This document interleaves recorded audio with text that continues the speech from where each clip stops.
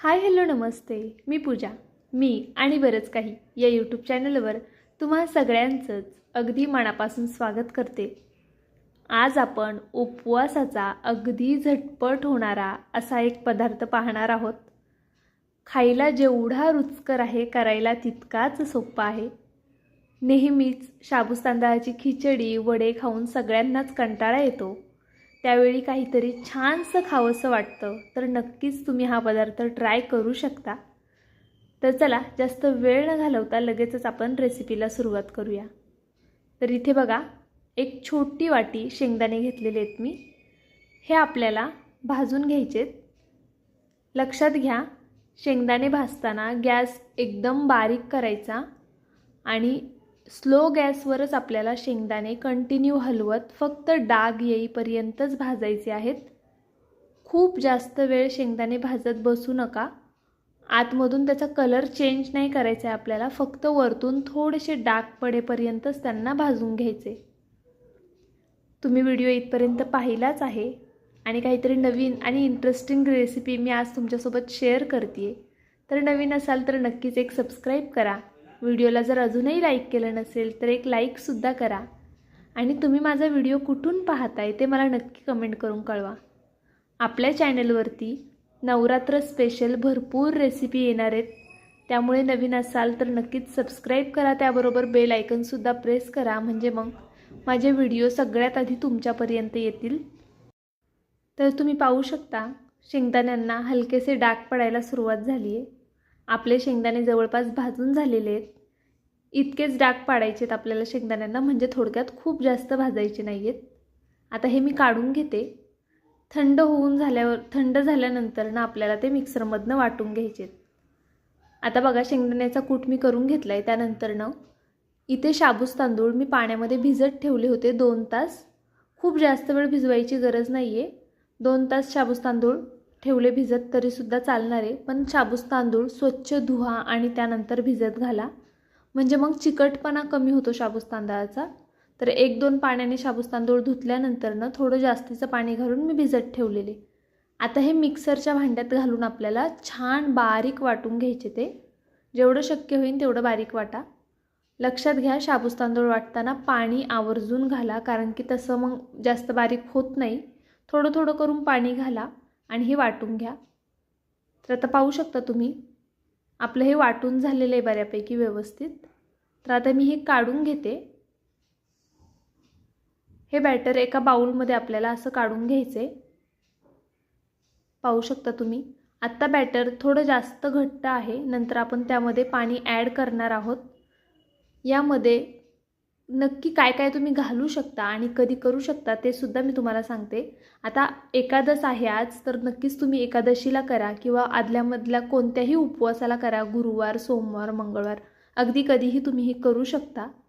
त्याचबरोबर आता नवरात्र येतात आहे, तर त्यामध्ये तर तुम्ही आवर्जून हा पदार्थ करू शकता, कारण की बऱ्याचदा खिचडी खाऊन सगळ्यांनाच कंटाळा येतो. त्यावेळी काहीतरी वेगळं आणि छान खावंसं वाटतं, तर तुम्ही हा डिश त्यावेळेस ट्राय करू शकता. आता बघा, ह्यामध्ये मी थोडंसं पाणी घालून घेतलं आहे आणि हे थोडं पातळ करून घेतलेलं आहे. आता आपण यामध्ये एक बटाटा घालायचा आहे. तर हा बटाटा उकडून नाही घेतला आहे मी, कच्चाच घेतलेला आहे. तुमच्याकडे जर वेळ असेल आणि शक्य झालं तुम्हाला तर तुम्ही उकडून घेतलात तरीसुद्धा चालेल. आता हा कच्चा बटाटा आहे, तर मग ह्याची साल काढून घेते मी. व्यवस्थित अशी संपूर्ण साल काढून घ्यायची. आणि तुम्हाला दाखवते मी, कधी कधी काय होतं, थोडासा बटाटा असा काळपट थोडा डाग असल्यासारखं वाटतं, जसं की बघा इथे दिसतोय. पण तो आतपर्यंत अजिबातच खराब नाही आहे, अगदी वरच्यावर आहे फक्त थोडा नॉर्मल डाग. तर जर असे बटाटे असतील तर ते काढून टाकायचा तेवढा भाग. पाहू शकता तुम्ही, आतमध्ये कुठेच अजिबातच तो काळा नाही आहे. तर चला आता हा बटाटा आपण किसून घेऊया. बटाटा बारीक किसणीने किसायचा आहे. खूप मोठ्या जी जाड किसणी येते त्याने किसू नका. शक्यतो असा बारीक किसणीनेच बटाटा असा किसून घ्या. आता संपूर्ण बटाटा मी आधी किसून घेते. पाहू शकता तुम्ही, बटाटा आपला किसून झाला आहे.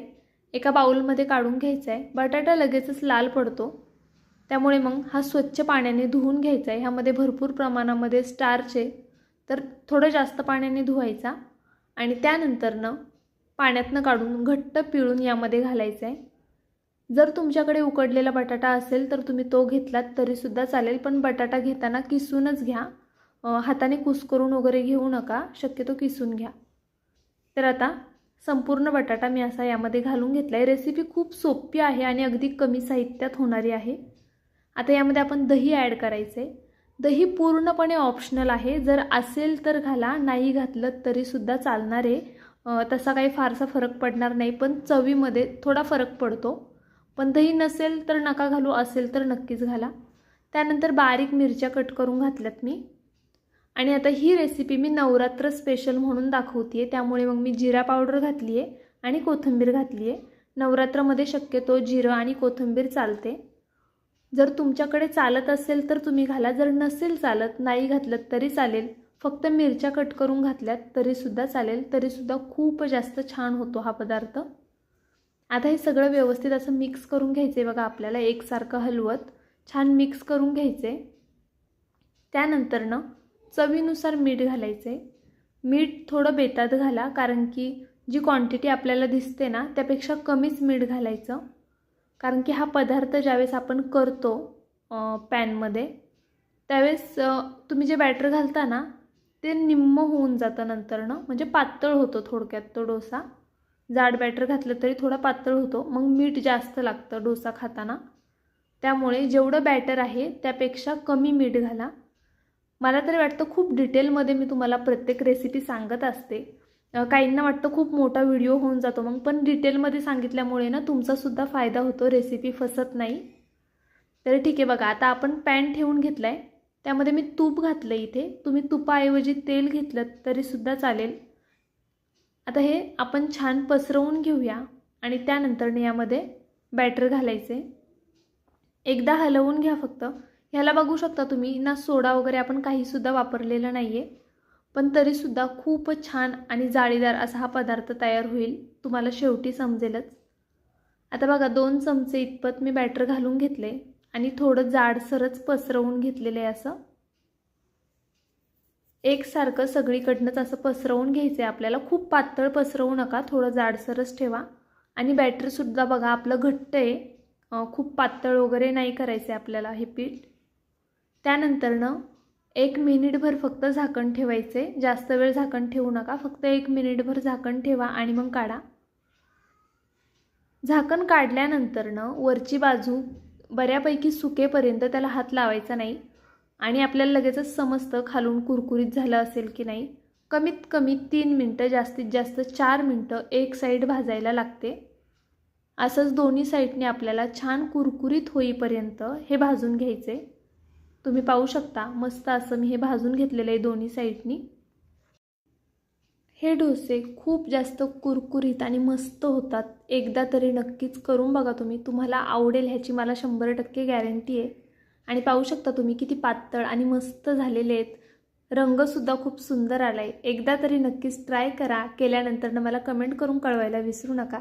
व्हिडिओ आवडला असेल तर लाईक करा. उद्या असाच एक छानसा व्हिडिओ घेऊन पुन्हा हजर राहीन. बाय.